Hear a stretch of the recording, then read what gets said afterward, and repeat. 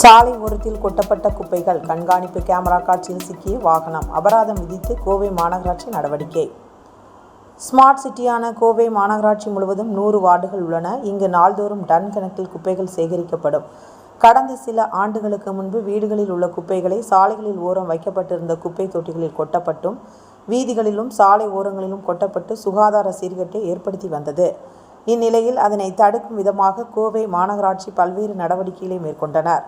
முன்னதாக வீடுகளில் உள்ள குப்பைகளை மக்கும் குப்பை, மக்காத குப்பை என பிரித்து காலை வீட்டின் அருகே வரும் குப்பை சேகரிக்கும் வாகனங்களில் மற்றும் குப்பையை சேகரிக்கும் தூய்மை பணியாளர்களிடம் மட்டும் குப்பைகளை கொட்ட வேண்டும் என அறிவுறுத்தினர். மேலும் சாலை ஓரங்களிலும் குப்பை தொட்டிகளை அகற்றினர். இதனை அடுத்து குப்பைகளை சாலையோரம் மற்றும் வீதிகளில் வீசி செல்வோர் மீது அபராதம் விதித்து நடவடிக்கை மேற்கொண்டு வருகின்றனர். இந்நிலையில் ராமநாதபுரம் பகுதியிலிருந்து போத்தனூர் செல்லும் நஞ்சுண்டாபுரம் பாலத்தின் கீழ் பொது இடத்தில் குப்பையை 4 சக்கர வாகனத்தில் வந்து ஒரு நபர் கொட்டியுள்ளார். அந்த நபரை சிசிடிவி கண்காணிப்பு கேமரா மூலம் காவல்துறை உதவியுடன் கண்டுபிடித்த மாநகராட்சி அதிகாரிகள் அந்த நபர் மீது திடக்கழிவு மேலாண்மை விதிகளை மீறியதாக ரூபாய் 5000 அபராதம் விதித்துள்ளனர். மேலும் இதுபோன்று பொது இடங்களில் சட்டவிரோதமாக குப்பைகளை கொட்டும் நபர்கள் மீது கடும் நடவடிக்கை எடுக்கப்படும் என்று மாநகராட்சி ஆணையாளர் எச்சரிக்கை விடுத்துள்ளார்.